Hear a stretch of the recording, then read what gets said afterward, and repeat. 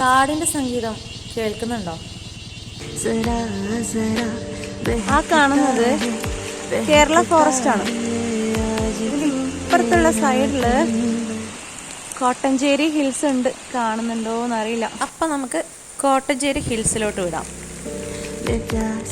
താഴത്തേക്കൊന്ന് നോക്കിയേ, കാട്ടിലെ അരുവി. നല്ല കുത്തനെയുള്ള കയറ്റാണ്. കാണുന്നില്ലേ, ഫുള്ള് ഫോഗാണ്.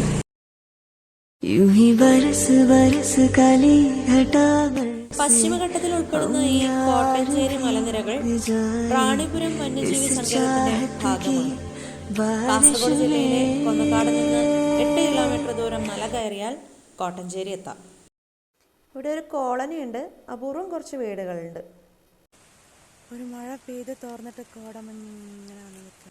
ഈ കോട്ടഞ്ചേരി ഹിൽസിലേക്ക് ഇപ്പോൾ കയറാൻ പറ്റില്ല, അത് ക്ലോസ്ഡ് ആണ്.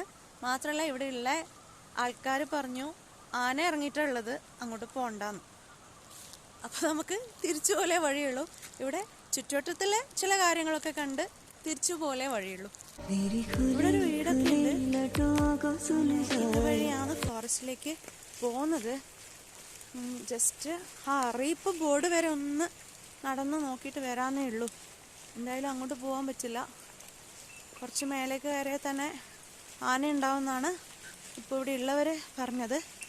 അപ്പോൾ ഇവിടെ ഉള്ള പ്രദേശവാസികളുടെ വാക്ക് കേൾക്കാതെ നമ്മൾ എവിടെയും പോകാൻ പാടില്ല.